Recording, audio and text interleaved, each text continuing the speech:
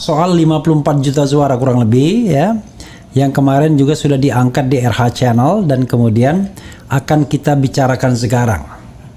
Kategorinya macam-macam tuh. Ada yang di bawah 17 tahun, ada yang di atas 1000 tahun. Yang paling banyak itu yang RT RW-nya 0 ya. Kemudian ada kategori lainnya. Silakan Pak Agus Maksum untuk memetakan kembali persoalan yang terkait dengan DPT, dan Anda kan dari dulu rewel terus soal DPT ini. Silakan. Iya, terima kasih Bung Refli dan juga pendengar Bung Refli Channel. Jadi saya singkatnya, DPT yang kita sampaikan kepada KPU itu sebenarnya kita minta verifikasi dan validasi terhadap 54 juta DPT bermasalah. Kita sebut bermasalah karena kami menemukan adanya indikasi-indikasi DPT itu tidak bisa kita verifikasi dan validasi karena KPU itu tidak menyertakan elemen data paling penting dari sebuah DPT, sehingga kemudian KPU itu menyajikan DPT itu tahun 2024 ini berbeda dengan tahun 2019, berbeda dengan tahun 2014, sehingga kemudian kita tidak bisa memvalidasi. Contoh, usia sebenarnya kan harusnya dia tercantum NIK, KK, tanggal lahir. Nah, dengan tanggal lahir itu kita tahu sebenarnya pada tanggal Februari 2024 itu usianya berapa. 14 Februari ya. Ya, itu di DPT ini oleh KPU tanggal lahir itu diganti dengan usia. Nah, ketika kemudian kami lihat usianya itu, misalnya kita cari yang di bawah 17 tahun itu ada banyak sekali. Apakah itu 16 tahun, 15 tahun, 4 tahun, 0 tahun, bahkan minus. Oh, minus tahun juga. Minus tahun. Nah, itu menjadi pertanyaan bagi saya atau bagi kita Timnas yang bagian pengamanan dan pengawalan suara itu, karena DPT ini nanti akan menjadi suara. Nah, oleh karena itu perlu kami verifikasi, validasi. 16 tahun itu sebenarnya usia kapan KPU itu menulis 16 tahun? Kalau 14 tahun itu kapan? 0 tahun kapan? Kemudian minus 1000 tahun, minus 7000 tahun itu apa maksudnya kan? Coba gitu.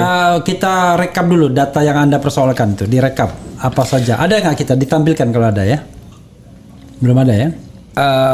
Ada sebenarnya, tadi saya kirim, tapi tidak tahu apakah bisa ditampilkan. Jadi usia di bawah 17 tahun itu ada 511.188 dalam negeri. Kemudian ada 749 luar negeri, itu di bawah 17 tahun.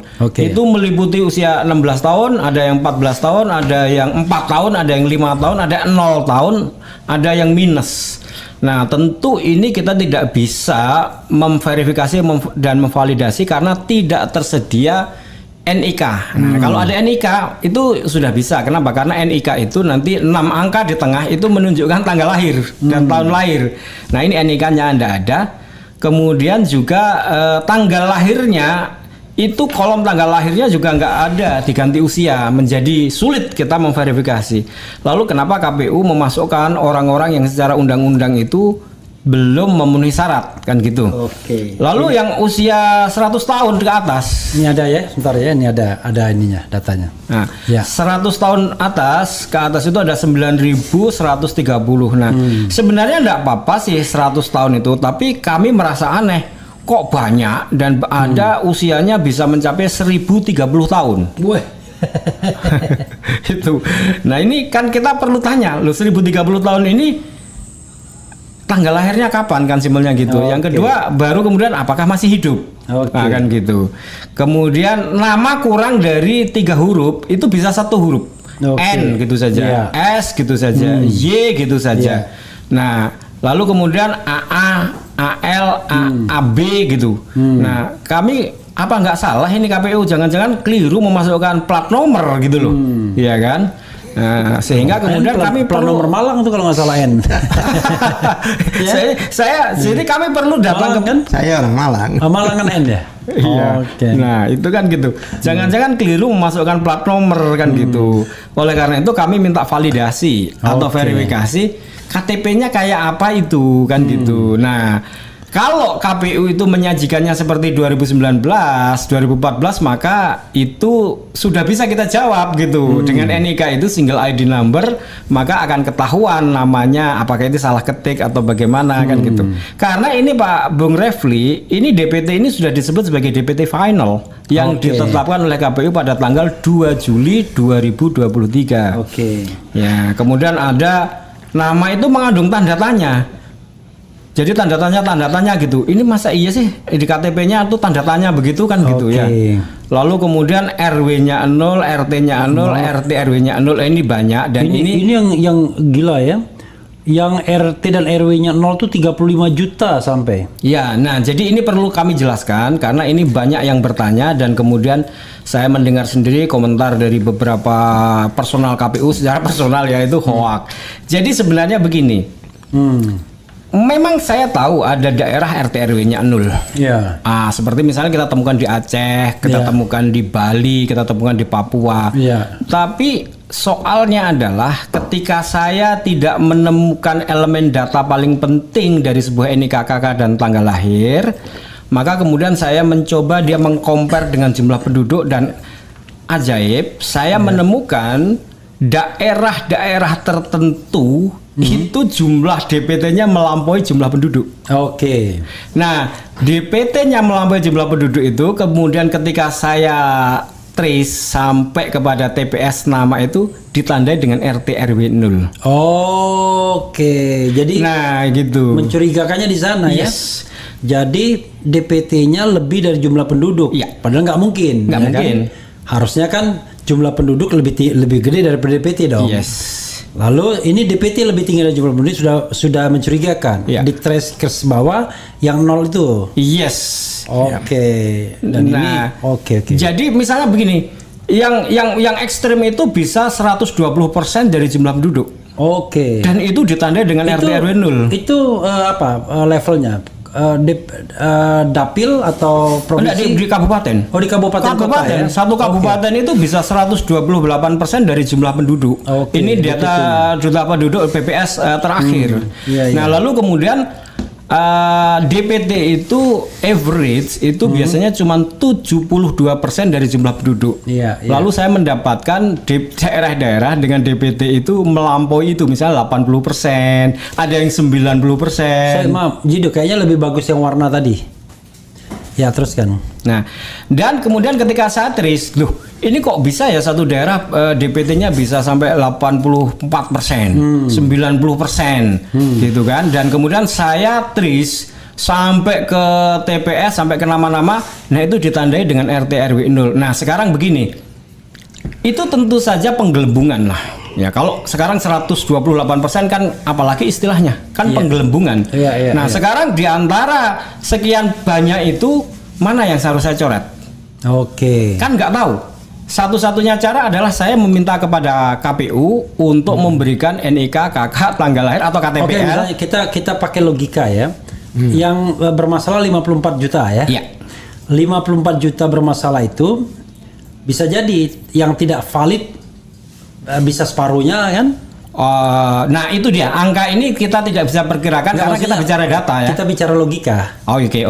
Kan kalau 54 juta yang kita permasalahkan ini kan bisa 100%-nya yang invalid, bisa 50%-nya, bisa berapa persennya kan?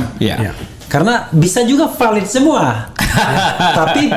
tapi penyajiannya nggak benar. Tapi nggak mungkin valid semua ya. Karena tadi kan ada kelebihan jumlah penduduk. Nggak mungkin valid semua. Misalnya nama ganda, simple ya. Ini ada namanya ganda ini di daerah Depok, namanya persis Galan Priatmaja.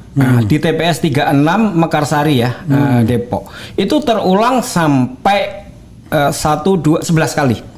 Tapi lain satu TPS. Satu TPS. Dia berada di satu TPS yaitu TPS 36. Wah, itu ya nggak bener tuh. Usianya sama 28. Kemudian dia ada di desa yang sama. Namanya persis, tulisannya persis. Galan Priatmaja. Nah, yang seperti inilah yang kita kemudian berarti KPU itu ini ya saya yakin pasti ada satu yang asli. Nah, yang 10 berarti dicetak surat suaranya, tapi orangnya nggak ada.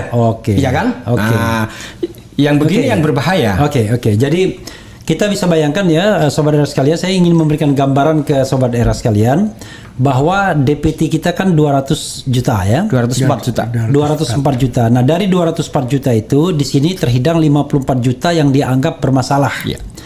Dari 54 juta yang bermasalah itu bisa jadi ada yang valid dan ada yang tidak. Iya, betul. Tidak pasti kan? Iya. Nah, jadi bisa jadi DPT kita itu kurang dari 200 juta sebenarnya. Oh iya. Aslinya kan? Yes. Oke. Dan tidak mungkin lebih. Tidak mungkin lebih. Ya, karena Tidak karena mungkin semua lebih. kan sudah tercatat. Ya. Kalaupun tidak tercatat itu ya soal lain, tapi ini semua sudah tercatat dan tidak mungkin lebih, tetapi ada harusnya barangkali kurang dari 204 juta Ya. itu ya. Oke, kalau kita bersihkan datanya. Pak Al-Khatiri ya. Apa yang dilakukan oleh Timnas Amin menghadapi data ini? Kemarin katanya sudah melaporkan ke KPU, pakai ultimatum nggak? Pakai somasi nggak atau apa? Sebenarnya dari direktorat kami, Direktorat Pengamanan dan Pengawalan Suara itu kan bagaimana kita mengamankan suara, Ya. ya kan, dari sebelum, pada saat dan setelah, ya kan, ini termasuk sebelum, Ya. karena DPT bagaimanapun juga itu embrio dari suara, Ya. ya kan, dan yang kami ajukan ke KPU itu bukannya kami mohon diverifikasi ya kan di datanya untuk kalau memang ada yang demikian maka disesuaikan lah dengan yang sebenarnya. Karena kami ingin membantu KPU dalam hal ini untuk apa istilahnya sehingga pemilu itu menjadi pemilu yang bersih, jurdil ya, jujur, adil dan sebagainya. Jadi tujuan kami ini bukannya mempermasalahkan, tapi bagaimana supaya jika embrionya ini nggak benar, bermasalah, maka lahirlah pemilu yang bermasalah. Iya. Kalau kita bicara bayi ya, kalau embrionya itu rusak, maka pemilunya pun bermasalah. Nah, kami tidak mengendaki sebagai bagian dari bangsa ini, ya kan. Kebetulan kami di Timnas ya, Timnas 01, yang mana kami ingin berkontribusi membantu KPU untuk meluruskan ini. Itu tujuannya. Oke, membantu KPU meluruskan ini ya. Paling tidak verified data ini semuanya Verifikasi. ya. Pertanyaannya adalah apa reaksi KPU sampai hari ini? So far kami belum mendapatkan respon, ya kan? Belum mendapatkan respon, dan harapan kami ya ada respon dari KPU yang mana marilah kita duduk bersama, ya kan? Ya kita sinkronkan. Kalau memang ada yang tidak benar kita benarkan, ya kan? Oke. Ya kan? Sehingga 52 ini tidak sedikit. 54, Ya kan? 54, maaf. Ya. Yang diduga 54 ini kan tidak sedikit. Oh iyalah. Bisa katakan 25%. 25%. Anggap aja 10 juta aja. Dan Itu kan 25% itu bisa menentukan kemenangan. bukan 10 juta aja bisa menentukan kemenangan. Iya. Apalagi sampai 54 juta kan. Iya. Jadi sebenarnya tujuan kami ini ya karena kami juga punya data, ya kami punya data pembanding ya, bahwa data yang dipunyai KPU sama dengan yang data kita punya, ya kan, hasil evaluasi kami penelitian kami memang ada yang bermasalah itu. Karena begini, khawatirnya bahwa masalah kita yang paling utama itu adalah DPT. Kalau DPT itu bengkak, DPT itu besar, lah inilah yang menyebabkan terjadi hal-hal yang mungkin dimanfaatkan. Ya, oke. Ya kan? Bayangan saya kalau sekarang kan kurang dari satu bulan lebih ya. Ya. 20 hari. Sorry. Tinggal 20 hari. Tinggal 20 hari. 20 hari. Bayangan saya kan surat suara sudah dicetak. Oh sudah. Dan 2,5% kan tambahannya? 2%. 2% sekarang ya. Ya. Berarti dia cetak 204 juta plus 2%. Iya. Ya. Wah, ini gawat sekali.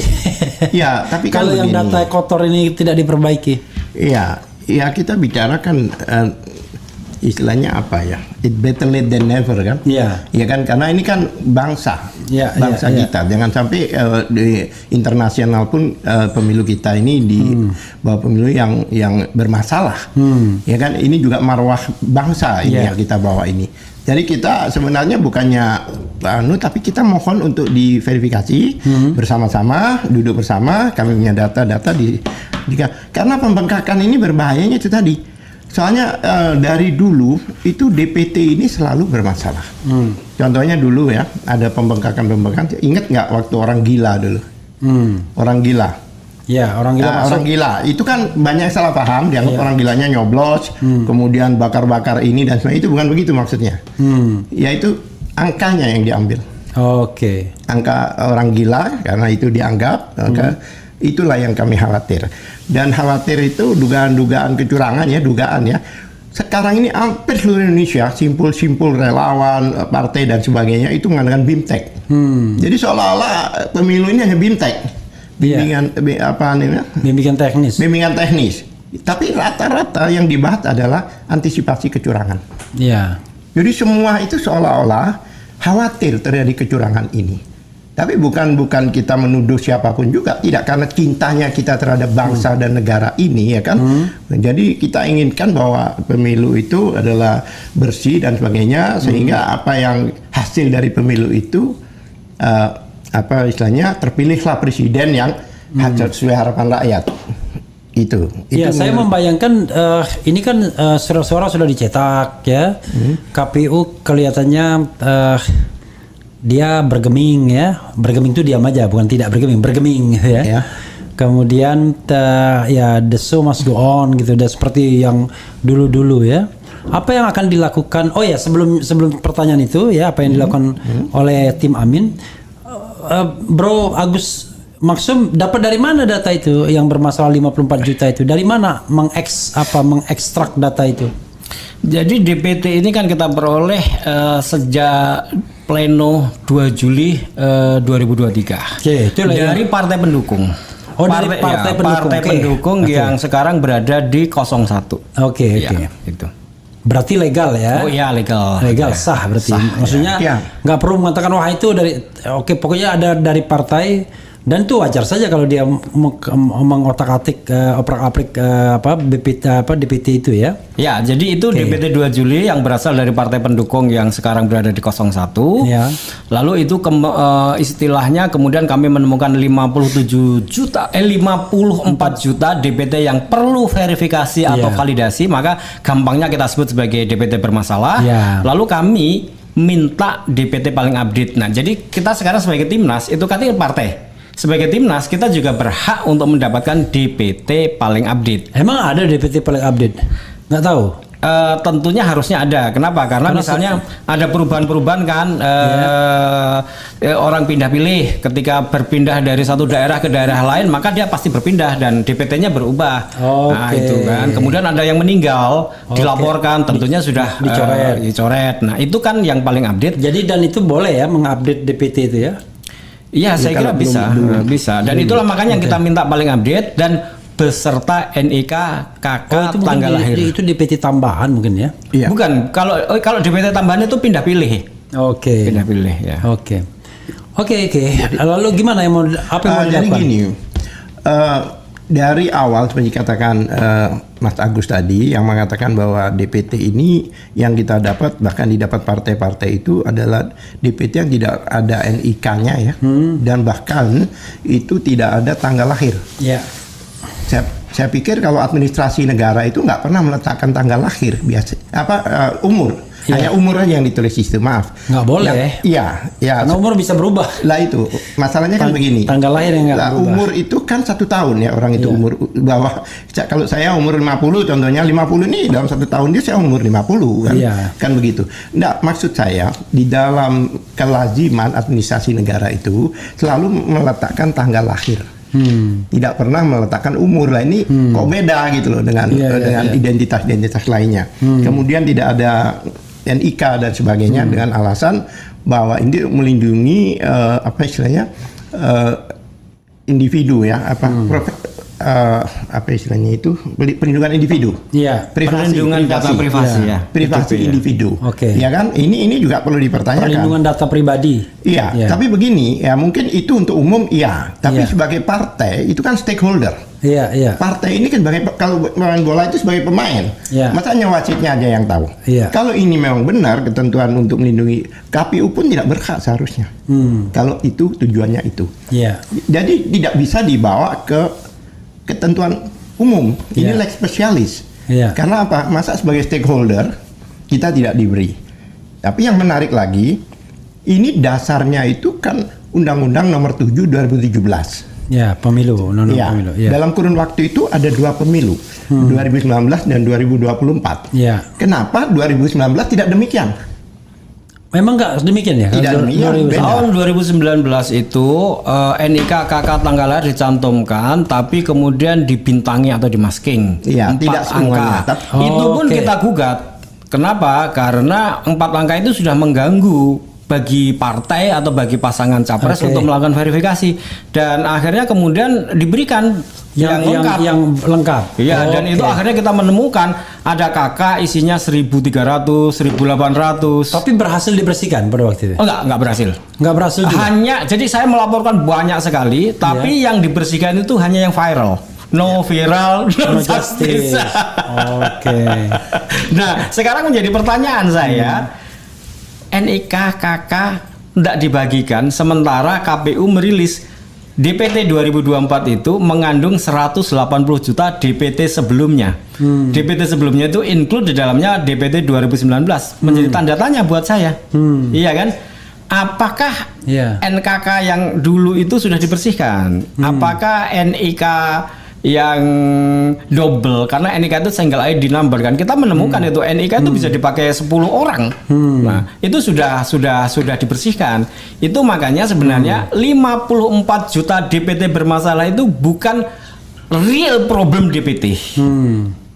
Yang real problemnya itu ada di NIK KK tanggal lahir. Karena di tanggal lahir, ingat, di 2019 saya menemukan ada 17 juta DPT berkode khusus yang lahirnya 0107 itu. Nah, itu menjadi pertanyaan. Nah, apakah KPU itu sebenarnya menyembunyikan itu sehingga kemudian tidak membagikan NIK KK dan tanggal lahir? Kenapa KPU malah takut? Bukankah kita ini membantu membersihkan dan memverifikasi itu kan Iya, gitu, iya. supaya tercipta sebuah pemilu yang jujur, adil kan gitu. Jadi Begini, kesan saya ya, ini tidak menjadi mainstreamnya tim Amin juga, atau karena nggak paham ya. Jadi banyak orang ya, ketika bicara DPT ini business as usual, udah bukan sesuatu yang luar biasa. Iya. Bengkak 4 juta, dulu juga begitu.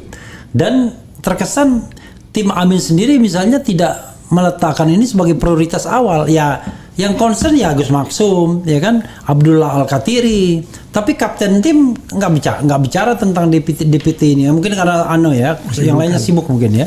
kenapa itu ya Bang Refli ya? Saya justru tanya, atau karena nggak meyakinkan. Nah, itu sih saya juga. Tapi ya alhamdulillah kita dari Direktorat Pengamanan dan Pengawalan merasa ini penting. Oke. Sebab begini, contoh yang saya ingin jelaskan supaya ini menjadi concern ya, kalau memang tidak concern. Contoh yang simple. Tadi tuh misalnya nama Galan Priatmaja yang ganda 11 kali. Nah, ketika dia ganda 11 kali itu sebenarnya yang real kan cuma 1. Iya. Ya, yang nggak tahu nomor berapa. 10-nya itu berarti tidak ada pemilihnya. Artinya begini, simpel katanya, KPU mencetak surat suara melebihi jumlah pemilih. Dalam konteks Galan Priatmaja yang ganda itu ada 10 surat suara Lebih. yang tidak ada pemilihnya, gampangnya Iya, gitu. iya. Nah, 10 surat suara yang tidak ada pemilihnya itu ditambah dengan yang ganda yang lain dengan masa yang lain itu bisa puluhan juta. Nah, Oke. itu surat suara nanti di mana? Kami telah di Direktorat Pengamanan dan Pengawalan itu telah mengikuti pemilu berulang kali, itulah yang dipakai untuk merubah hasil pilpres pada saat hitung manual berjenjang dengan cara yang sudah kami dengar itu adalah surat kotak suara itu nanti dibongkar. Jadi kan ini ada waktu tanggal 14 Februari Bung Refli.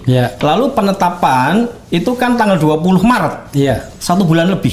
Waktu 1 bulan itulah waktu yang digunakan untuk bagaimana caranya memasukkan surat suara yang tidak ada pemilihnya. Saya ulangi lagi, surat suara yang tidak ada pemilihnya. Gampang. Tinggal dicoblos saja. Dicoblos-coblos, modusnya kotaknya itu dibongkar, C1-nya dibuang, C7-nya dibuang, C7 daftar hadir, sehingga udah nggak kelacak lagi siapa berapa sebenarnya yang hadir.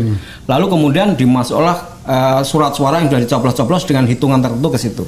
Ada juga yang menginformasikan nggak cuman begitu Pak, katanya kotak suaranya itu ditukar. Jadi sisa surat suara yang banyak tadi itu puluhan juta tadi itu sudah disetting dimasukkan ke kotak suara. Oh sih. Lalu kemudian dia tinggal melakukan operasi aja pergerakan kotak suara selama 1 bulan lebih itu Langsung diganti. Ganti.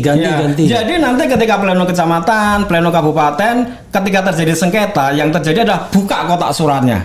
Kotak suaranya. Nah, ketika kotak suara dibuka, kan sudah berubah. Iya. Nah, itu yang terjadi. Ini yang menjadi concern kami, Direktur Pengamanan, membekali tim kami. Tim kami itu bukan saksi dalam, bukan juga saksi luar. Kami sebut sebagai tim pengamanan dan pengawalan suara sampai nanti di pleno kecamatan. Dan kami bekali mereka itu dengan foto C1 plano, artinya itu foto hasil asli TPS. Di hulu berarti. Iya. Kalau nanti menemukan di pleno kecamatan lalu terjadi selisih atau sengketa, lalu pembuktiannya dibongkar kotak surat suaranya dan berbeda dengan C1 kita, maka jangan diterima. Oke. Jangan diterima, lalu malah justru minta ini kotak suara di mana ini bergeraknya dan di mana berubahnya, karena hasilnya gini. Kalau tidak selesai maka minta pemilu ulang, jangan sampai diterima. Jangan sampai kemudian dibiarkan naik. Harus dicatat dan harus ini kalau nggak selesai ya harusnya dikembalikan pada C1. Kalau saya mau menghimbau gini, tolong ya, yang selama ini mau berbuat curang karena jaringan yang barangkali terapi, tolong berhentilah. Karena rakyat lama-lama muak jadinya ya. Tobatlah ya kan. Dan modusnya udah tahu gitu loh Bang sekarang. Kalau misalnya pelaku-pelaku dulu tuh ada pada mati semua, dia berkabar sama saudaranya minta tolong, pedih sekali siksa kubur. Oke, Pak Abdullah, apa yang mau ditambahkan? Iya, jadi begini, saya berpengalaman 2019, ya, saya kebetulan di Badan Pemenangan Nasional, saya diberi waktu itu diberi tugas, diamanati untuk mendampingi Pak Joko Santoso sebagai Ketua BPN. Sehingga terakhir itu bahkan saya diamanati sebagai divisi anti kecurangan itu, hampir semua seluruh Indonesia itu mengirim ke kami. Jadi kecurangan-kecurangan di lapangan dan sebagainya itu. Waktu itu kami persiapkan untuk MK waktu itu, ya kan? Ya itulah hal-hal yang seperti itulah yang dampak daripada pemegakan DPT itu. Jangan jauh ya, di daerah Depok saja. Contohnya teman saya itu ada dapat C dulu, sekarang C pemberitahuan, dulu C6.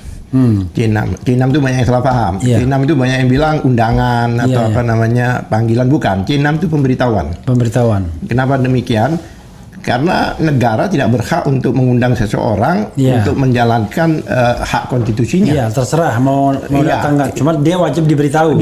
Makanya kalau emang nggak dapat, datang aja, gitu loh. Jadi itu pemberitahuan. Itu sekarang C pemberitahuan yang dengan yang baru itu. Itu ada yang dapat itu di keluarga itu 4 orang, tapi di situ ada lebih dari 4 orang. Ada yang 12 orang, ada 10 orang gitu. Nama-nama yang tidak dikenal. Nah, itu dikembaliin. Wah, ini nggak ada ini keluarga ini di sini gitu. Hal seperti itu. Nah, itulah yang saya khawatir itu tidak dimusnahkan, ya kan? Dulu ya pengalaman, ya itulah yang dikhawatir untuk dicoblos itu. Makanya sampai ada istilah TPS siluman. Ya kan? Apalagi yang tadi di KK ada sampai segitu 1000 lebih dan sebagainya itu kan. Itu kadang-kadang kalau dilihat ada yang sudah meninggal. Kemudian ada yang masih TNI aktif, polisi aktif dan sebagainya. Sampai saya bercanda, ini yang sudah meninggal ini TPS-nya bukan di sini tapi di akhirat, saya bilang. Saya seperti itu. Dia milih juga tapi milih mau ke surga atau ke neraka. Artinya begini, pada waktu Pilkada DKI, nah ini pengalaman kami juga. Dulu syukur 2 putaran ya. Saya prediksi saya kalau 1 putaran kemungkinan Pak Anies nggak jadi gubernur. Karena 2 putaran sehingga semua kecurangan-kecurangan di putaran pertama itu kita antisipasi. Ternyata banyak pendatang di apartemen dan sebagainya pada waktu itu kan. Kemudian di satu tempat itu yang si paslon lawannya Anies itu 100%. Begitu dikawal, ya kan? Begitu kita kawal dengan ada 2 dulu itu, ada satu kekuatan yang satu namanya Tamasha Al-Maida. Satu Taman Al-Maida itu yang Habib Rizik ya. Iya. Itu seperti Pulau Seribu yang tadinya lawannya Anies itu menang, jadi Anies yang menang dan sebagainya. Dan ada satu Bang Japar, saya ingat banget. Bang Japar itu jawara pengacara yang dianui Ibu Fahira waktu itu, ya kan. Nah, kita jaga banget itu, sehingga semua kecurangan yang putaran pertama itu kita antisipasi. Nah, ini harapan kami ya kan, untuk ini semua kecurangan yang waktu itu ditemukan 2019 ya itulah sebagai tolok ukur, sebagai pelajaran kami untuk mengantisipasi 2024. Saya yakin modusnya sama. Oke. Memang faktanya ada kecurangan. Oke. 2024 itu. Ya. Cuma soalnya mungkin pada waktu itu pembuktiannya tidak komplit ya, tidak bisa menghadirkan C1 plano itu. Bukan, saya kalau soal MK yang dulu itu kan MK itu kan sengketa hasil, bukan sengketa proses. Iya. Ya kan? Nah, maksud saya pada waktu di MK itu sebenarnya bukan klaim menang ya, klaim kecurangan tuh ada memang. Iya, sebelumnya. Iya. Sebelumnya ini kan begini, kecurangan itu kan ada 3 ya, ya kan?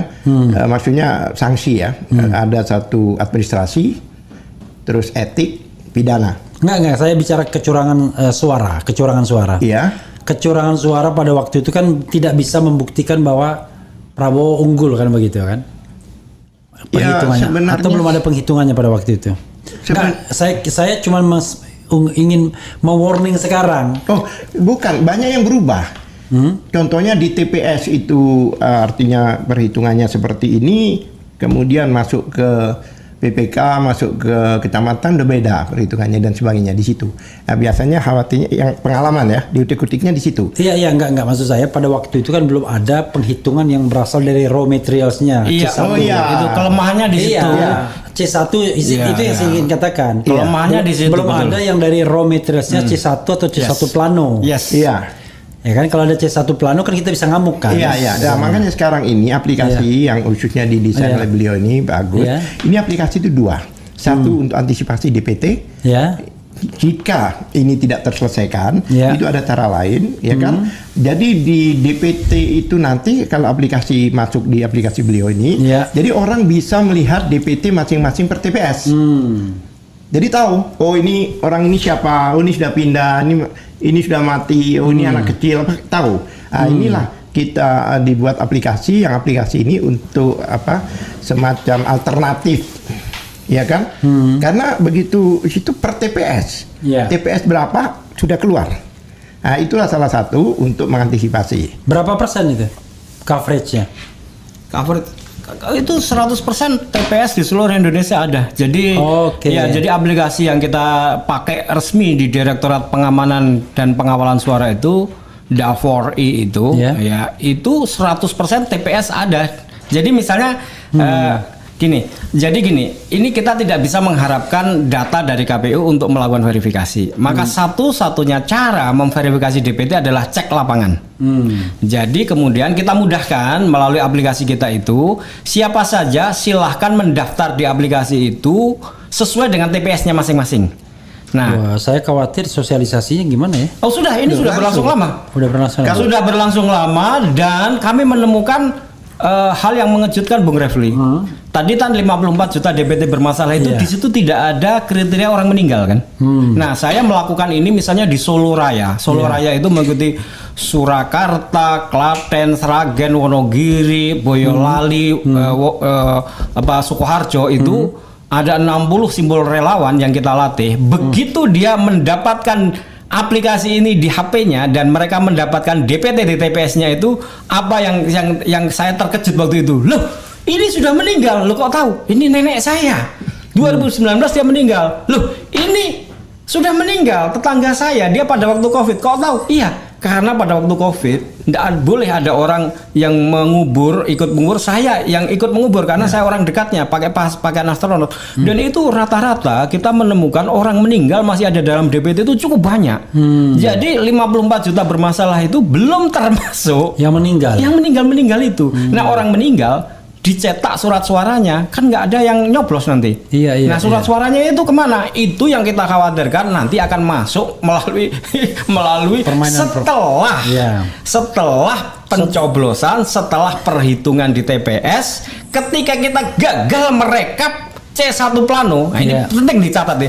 Ketika kita gagal merekap C1 plano dan kita tidak tahu hasilnya, ini mudah sekali kemudian operasi itu dilakukan gitu. Dan biasanya operasi itu oleh orang yang punya jaringan yang rapi. Nggak mungkin swasta rasanya. Maksudnya itulah yang sekarang kita hadapi. Kita bukan anak kecil Mas Anies. Itulah yang sekarang kita hadapi. Oleh karena itu, Direktorat Pengamanan dan Pengawalan ini satu instrumen penting di Timnas selain saksi dalam. Saksi dalam penting, sangat penting karena dialah yang akan menjadi sumber kekuatan hukum kita ketika terjadi sengketa. Tapi itu nomor 2. Yang pertama itu klaim politik kemenangan dulu, hitungannya dulu. Lalu kemudian saksi dalamnya mempertahankan dengan kekuatan hukumnya itu kan gitu.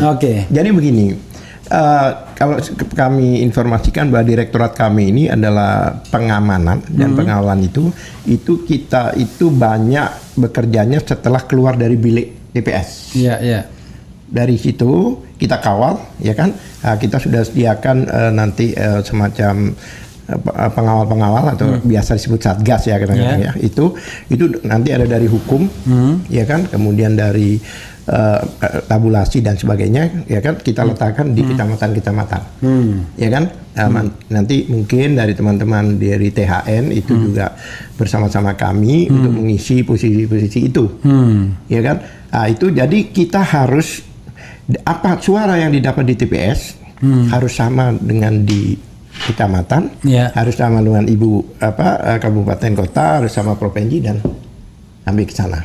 Oleh sebab itu di situ kami kawal, bahkan sampai jalannya keluar dari situ itu kita kawal. Sampai saya katakan tim motor itu, ya itu kita beri mandat. Agar bagaimana di lapangan jangan sampai, karena waktu itu tanpa mandat sehingga diusir ini beri mandat bahwa mereka berwenang, ya kan? Nah, dari daerah-daerah itu kita butuh tentara mereka, kita memberikan mandat. Dan selama ini saya melakukan bintek hampir seluruh Indonesia ya. Saya bintek itu ya itu untuk menjaga itu bagaimana di kecamatan sekian orang. Karena kecamatan itu ada yang sampai 7 hari, 5 hari dan sebagainya. Ya kan? Nanti teman-teman dari TPS sudah yang mau bintek apa sudah selesai, kami lanjut. Karena ini mungkin apalagi kalau sampai putaran kedua kan, kami akan berbulan-bulan. Nah inilah kami akan berikan mandat pada orang-orang supaya tidak benturan di lapangan. Bahwa kami punya hak untuk itu.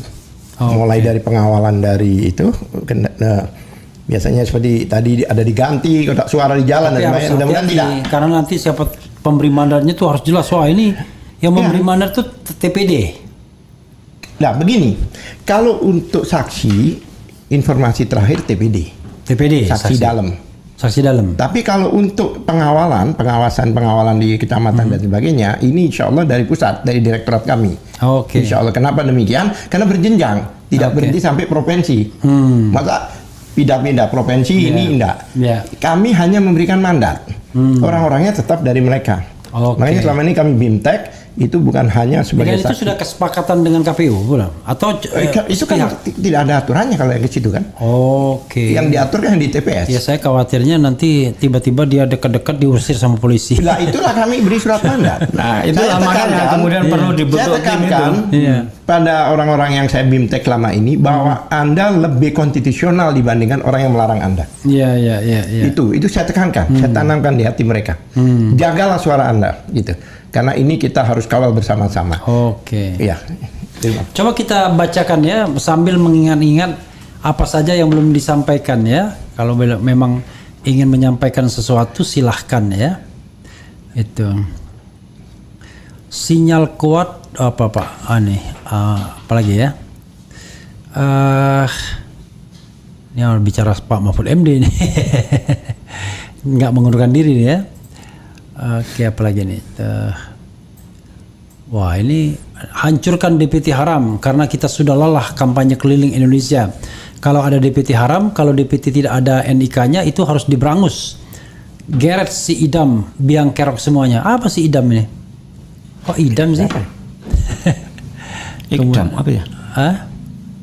Salah nama kali. Gila KPU harus dipantai, jangan dibiarkan nomor 1. Maksudnya apa ini? Itu komentar ya? Iya, komentar. Oh iya. Saya pikir baca berita. Iya. Oke. Ada manusia purba yang terdaftar dalam DPT, ya bisa jadi karena 1000 tahun kan, ada yang 1000 tahun katanya kan. Seragen Iya. lagi, Seragen kan ada Iya. deket Sangiran. Iya.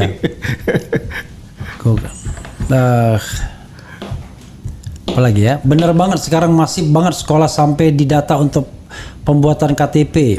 Ada apa ini? Mesti hati-hati, ini ada gerakan yang dipaksakan untuk buat suara pemilih pemula. Nah, ini saya justru bilang lagi nanti ada alasan lain, yaitu pemilih yang tidak terdaftar dan bisa memilih nyoblos dengan menunjukkan KTP dan KK pada pukul 12 sampai pukul 1. DPK. Ya, DPK. DPK itu hanya KTP, nggak boleh KK.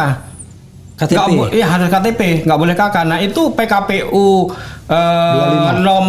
nomor 7 tahun 2022 pasal 4 itu bikin masalah. Kenapa? Dia dalam pembuatan DPT KPU ini memasukkan orang yang hanya KK saja, tidak ada Ya, KTPL-nya. Nah, itu Iya. bertentangan dengan Undang-Undang nomor 7 sebenarnya.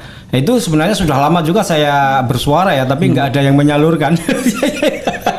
Nah, itu gawat. Kenapa? Kan saya bilang gini, loh, iya kalau kakaknya itu bener dibuat oleh Dukcapil. Lah KPU bisa buat kakak, satu kakak isinya 1.800, 1.300. Iya, Dan iya. sudah saya buktikan 2019. Dan dibuktikan itu bermasalah. Jadi Iya kalau kan? misalnya ada DPK apa, DPTK apa, DPK, itu, daftar pemilih khusus. ya daftar pemilih khusus itu kalau prakteknya boleh pakai KK. Nggak boleh sekarang, nggak boleh. Oh, sekarang nggak boleh. Nggak Cuma boleh. pakai Itu di PKPU nomor 25 nggak boleh. Memang ada KTPL KTP. aja, KTPL elektronik. Nah, itu juga pertanyaan. Waktu pembuatan DPT di PKPU nomor 7 tahun 2002 itu boleh pakai KK. Sekarang milih di PKPU nomor 25 ya. Itu hanya pakai KTPL. Nah, saya pertanyaannya berarti ada selisih nih. Kalau di sana memasukkan ada KK, lalu kemudian berarti ada selisih kan? Yang ini hanya KTP, Pak harus pakai KTP.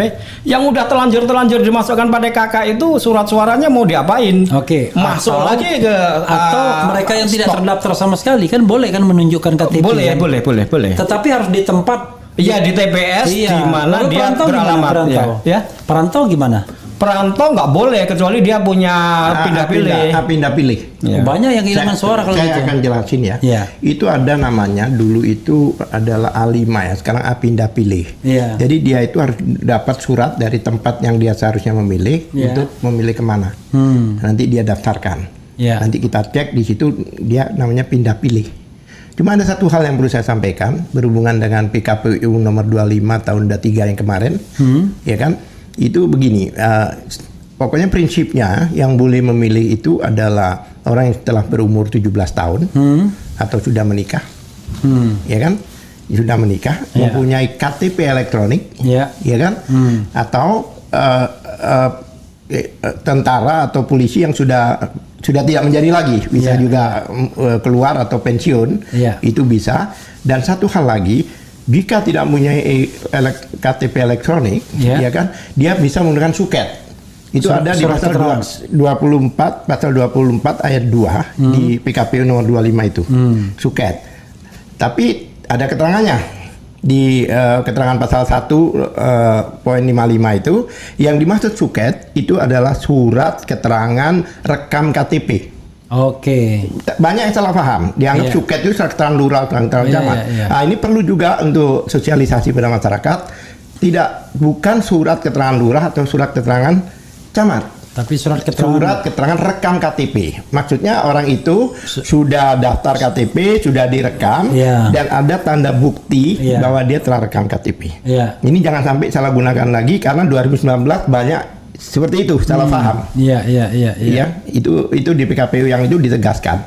Suket pasal 55-nya pasal 1.55 itu jelas yang dimaksud suket adalah surat perekaman KTP. Itu sesuai dengan putusan MK waktu itu nomor 20 tahun 2019 yang tidak mempunyai KTP elektronik bisa menggunakan surat keterangan rekam KTP. Itu perlu ditegaskan biar paham. Makin pusing aja kita di lapangan ya. Padahal di lapangan tidak semua orang paham aturan ya. Disitulah orang yang pandai mengatur bisa main kan. Ya. Jadi tidak semua pandai mengatur, tahu paham aturan, tapi yang pandai mengatur bisa punya peluang gitu. Itu makanya Bung Refli saya perlu tambahkan Direktorat Pengamanan dan Pengawalan Suara itu penting berada di TPS dulu sekarang. Jadi tugasnya sebelum, pada saat dan sesudah, yang sudah tadi disudahkan Pak Kadiri. Yang sebelum itu adalah sekarang. Kuasai dulu TPS, kuasai medan maksudnya. Gimana caranya? Ini kan saksi dalam kita belum tahu itu. Ya, siapa nanti yang jadi saksi dalam. Jadi dia belum bisa melakukan penguasaan medan di TPS. Maka tim kami, tim pengamanan dan pengawalan suara ini sekarang sudah mulai terdaftar di aplikasi Da4i itu. Dia langsung mendapatkan DPT di TPS-nya masing-masing. Da4i ya? Ya, Da4i. Da4i itu Dashboard Anies for Indonesia.net. Jadi ini sebuah aplikasi. Ya, sebuah aplikasi yang resmi kita gunakan oleh Direktorat Pengamanan dan Pengawalan Suara, di mana setiap TPS itu sudah berisi di DPT di TPS-nya masing-masing. Sehingga tim kami itu sudah berada di situ, dia sudah menyisir menyisir TPS itu, siapa yang sudah meninggal, siapa yang sudah pindah, siapa yang masih di bawah umur. Nah, ini dicatat, lalu tunggu tuh saksi dalamnya datang. Lalu kenalan dengan saksi dalam, kasih tahu saksi dalam, Bang, jangan khawatir, kita sudah ada di sini. Abang jangan takut-takut.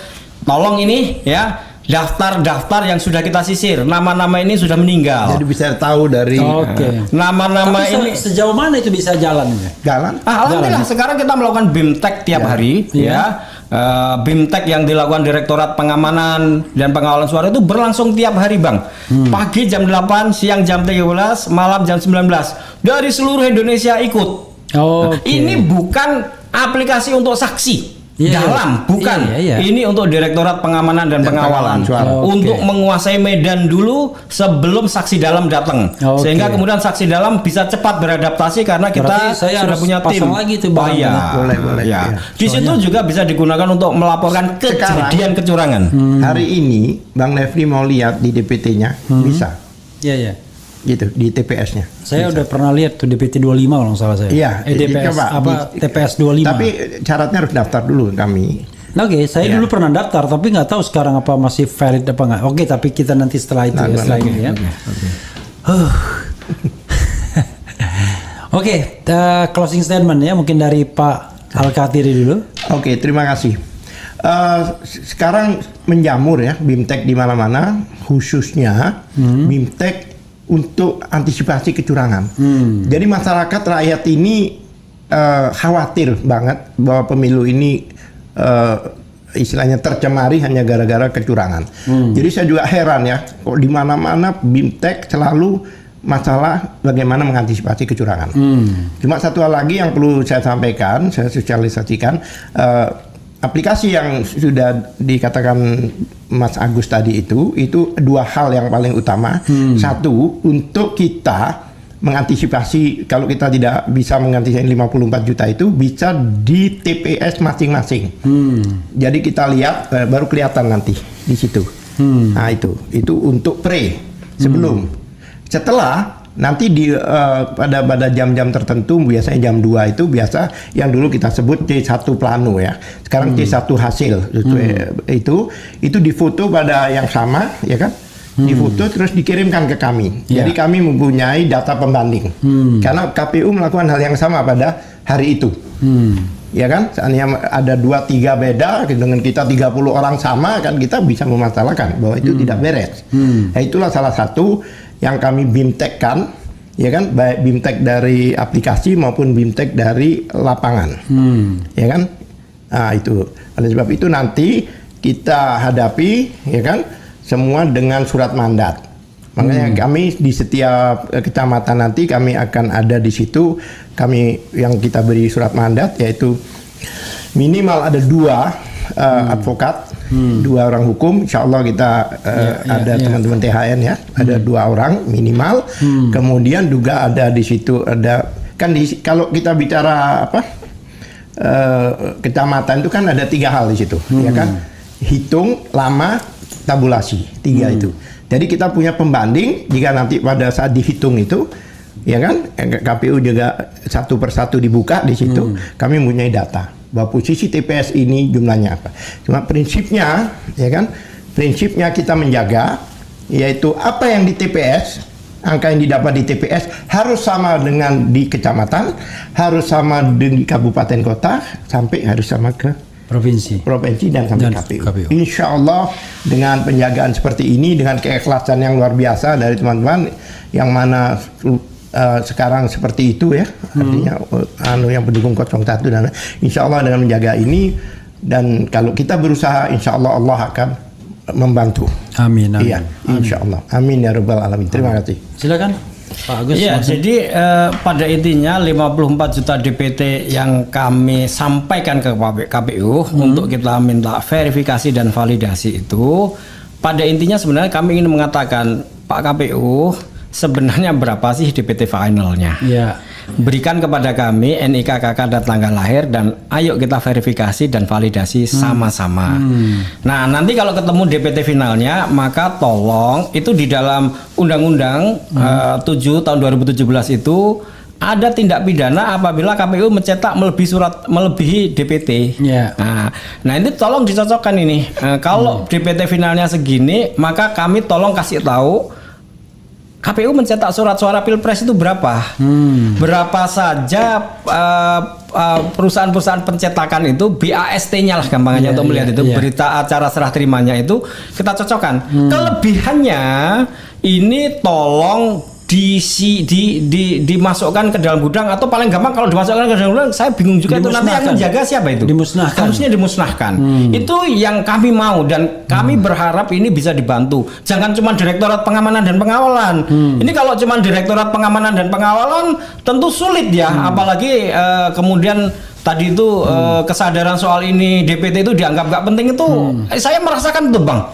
Ya, saya merasakan itu. Nah, mudah-mudahan dengan penjelasan ini bisa menjadi penting gitu ya, sehingga kemudian kita bisa bekerja sama dengan KPU untuk mendapatkan DPT surat suara yang beredar itu adalah DPT plus 2%, sisanya tolong dikumpulkan dan dimusnahkan. Kalau tidak dimusnahkan, ini akan menjadi surat suara liar yang bisa masuk ke kotak suara melalui proses jenjang hitung manual berjenjang yang lebih dari 30 hari. Itu intinya sebenarnya.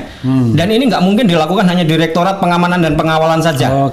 Nah, itu terus kemudian yang lebih penting lagi adalah bagaimana kita menyiapkan tim untuk bekerja ini 30 hari itu supaya kemudian terkoordinasi dan terkonsolidasi dengan baik bergantian, maka melalui tim inilah kita akan menggunakan itu.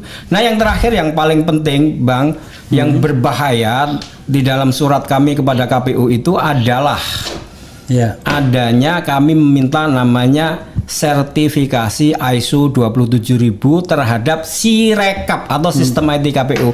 Maksudnya gini, kami itu sebenarnya minta supaya alat ukurnya itu atau timbangannya itu ditera. Ditera itu cara nimbangnya bener nggak, cara ngitungnya bener nggak? Sebab saya melihat Sirekap ini kan akan dilaporkan langsung dari TPS. Sementara saya berkomunikasi dengan KPPS itu sampai sekarang belum dilatih menggunakan itu.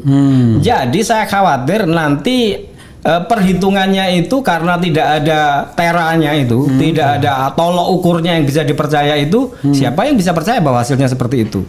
Nah, kalau itu tetap berlangsung dan nampaknya akan tetap berlangsung seperti Bung Refli bilang itu, KPU kan so must go on gitu. Apapun ya pokoknya berjalan, maka mau nggak mau kita itu harus punya rekap nasional pembanding. Itu wajib kita miliki. Kalau tidak, maka ya sudah, kita tidak akan bisa punya suara apa-apa kalau terjadi kecurangan. Nah, seperti 2019 di mana saksi tidak ada, C1 nggak ada, jangan sampai diulang ini. Nah, kira-kira itu Bung Refli, mungkin ini perlu sekali menjadi perhatian bersama soal ini. Ya, saudara sekalian, kita harus pahami ya, ini soal yang sangat teknis ya, tapi intinya dua hal. Pertama, kita minta KPU membereskan data DPT-nya berdasarkan masukan temuan yang 54 juta itu. Apakah kemudian akan dikurangi DPT-nya dari yang sudah ditetapkan atau tidak, itu soal yang harus ditemukan. Dan yang kedua, tim Amin sendiri atau tim Ganjar atau tim siapapun harus memiliki rekap nasional sendiri yang valid. berbasiskan data di C1 dan C1 Plano. Sehingga nanti kalau ada masalah dalam penghitungan di Sekarang jenjang C1 terakhir. hasil itu. C1 hasil sekarang. Oke, C1 hasil ya. Dan C1 Plano. Jadi Iya, sekarang ganti namanya C1 hasil itu. C1 hasil ya.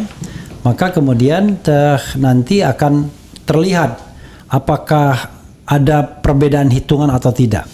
Kalau perbedaan hitungannya mungkin dalam ya katakanlah rentang yang masih bisa ditolerir karena tidak akan mengubah hasil, itu nggak ada masalah. Tapi kalau mengubah hasil, nah itu luar biasa. Itu saja saudara sekalian. Sekali lagi mungkin bukan penjelasan teknisnya yang paling penting, tapi kesadaran untuk bahwa ada masalah DPT ini yang perlu kita gelorakan. Wassalamualaikum warahmatullahi wabarakatuh. Yeah. Yeah. Yeah.